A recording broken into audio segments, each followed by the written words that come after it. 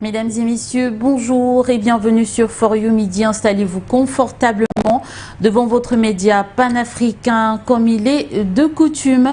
Nous avons le plaisir de vous présenter l'actualité en langue anglaise. C'est avec vous, Njix. Greetings. Greetings, Alindu. Greetings, the audience of You Media Africa. To kickstart the first segment of this bilingual news, the Democratic Republic of Congo is set to send a delegation to Angola on Tuesday for peace talks aimed at addressing the escalating conflict with the M23 rebels.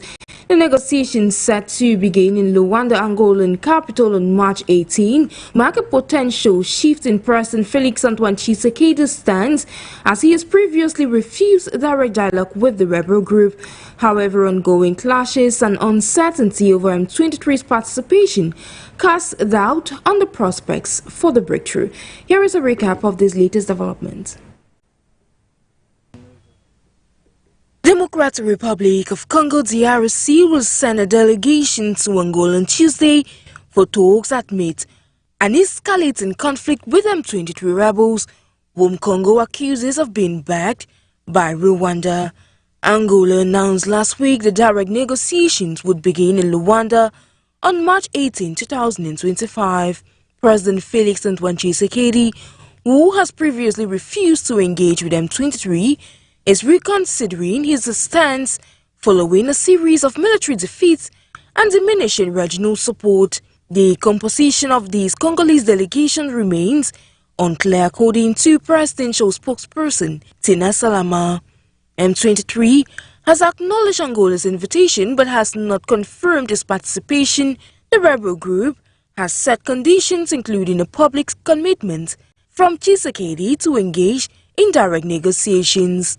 Angola has been mediating efforts to secure a ceasefire and reduce tensions between Congo and Rwanda, which deny supporting M23.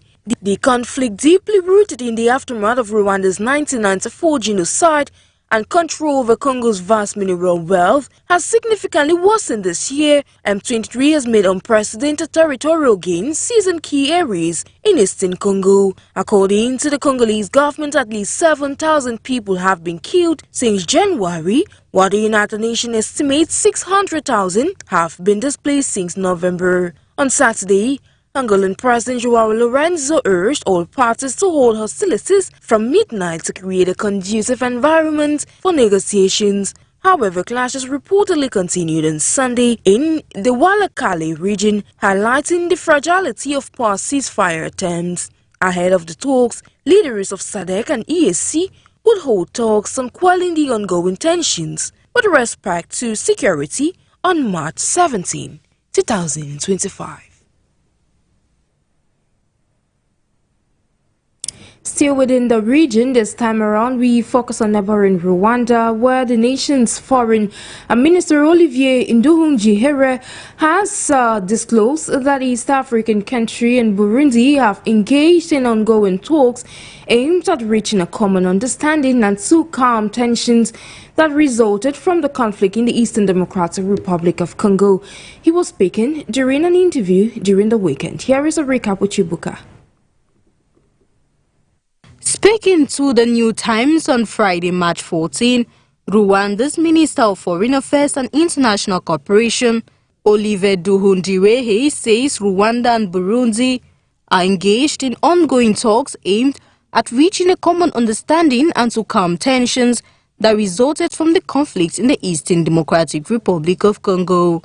Relations between the two countries took a downward turn after Burundian soldiers joined the coalition of the Congolese armed forces, which included the FDLR military linked to the 1994 genocide against the Tutsi, Southern African troops, and European mercenaries in the war against the M23 rebels in eastern DR Congo.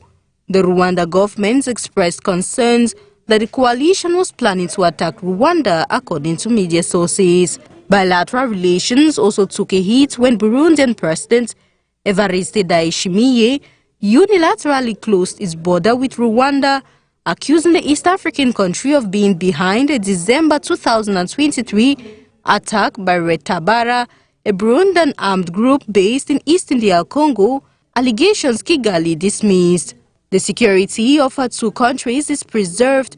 This is the object of the talks. We need to have a common understanding for the protection and security of both Rwanda and Burundi, the foreign minister said. We met several times with a number of agreements on how to move forward, he added, noting that they need to wait to see how agreements are implemented on ground. The conflict in the DR Congo, the peace talks mediated by Angola scheduled to begin on March 18 in Luanda, with the warring factions agreeing to be present. Speaking now of diplomatic tensions between South Africa and the United States, the U.S. has expelled South Africa's ambassador Ibrahim Rasool, with Secretary of State Marco Rubio accusing him of being a race-baiting politician hostile to President Donald Trump. The move escalates already strained relations driven by the United States' aid curbs South Africa's land policies and its genocide case against Israel. Here is a compilation for the rest of that story. The United States is expelling South Africa's ambassador Ibrahim Rasool, with Secretary of State Marco Rubio calling him